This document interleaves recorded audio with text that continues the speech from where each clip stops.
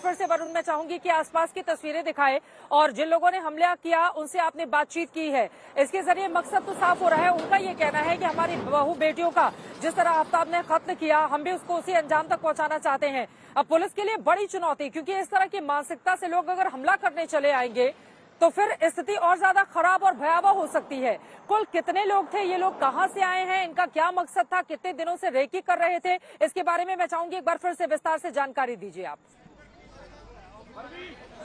देखिए, ये लोग 15 लोग थे, इन्होंने जैसे बताया, और जैसे मैंने आपको पहले बताया कि जैसे ही आफ्ताब की गाड़ी यहाँ से निकली, ये मारुति जैन सामने अचानक आके खड़ी हो गई। आप ये समझिए कि यहाँ पर जिस जगह मैं खड़ा हूँ, मेरे कैमरामैन अभिषेक भाई आपको समझाएं, जहाँ मैं खड़ा हूँ वहाँ पर उस समय मारुति वैन की गाड़ी थी आफ्ताब की, और सामने की तरफ से ये जैन आकर अचानक खड़ी हो गई। ऐसे में पुलिस को रोकना पड़ा और उसमें से अचानक लोगों ने गेट खोला। 4 से 5 हमलावर हाथों में तलवार लेकर अचानक आफ्ताब की गाड़ी की तरफ दौड़ने लगे, और उस समय पुलिस को समझ में नहीं आया कि हुआ क्या है, क्योंकि ये निकलने की टाइमिंग किसी को नहीं पता थी कि आफ्ताब कब निकलेगा। लेकिन इनका कहना है कि यहाँ पर ये लोग करीब 4 से 5 घंटे से इंतजार करे थे। आप लोग लगातार देख रहे होंगे कि किस तरीके से ये लोग पहले से तैयार होकर आए थे कि अगर आज मौका मिलता है तो ये लोग अपने जो भी सोच के आए थे उसको अंजाम देंगे। मैं एक बार फिर से आपको दिखाता हूँ, गाड़ी के अंदर आप देखेंगे तो आपको यहाँ पर तलवारें नजर आएंगी, इसके अलावा हथौड़े रखे हुए हैं, यहाँ पर विकेट रखे हुए हैं।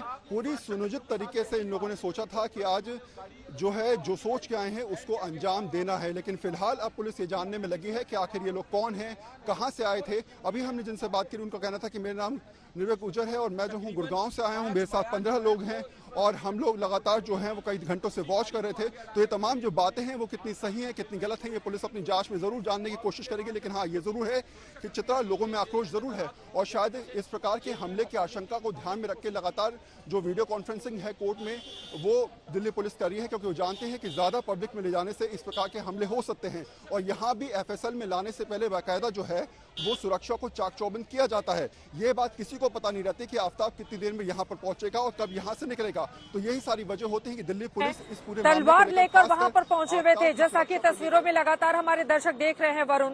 बिल्कुल, अब पुलिस के सामने बड़ी चुनौती यहीं से खड़ी हो जाती है, क्योंकि तलवार इस तरह से लहराकर ये लोग एक गलत मंसूबे के साथ वहां पर पहुंचे हुए थे।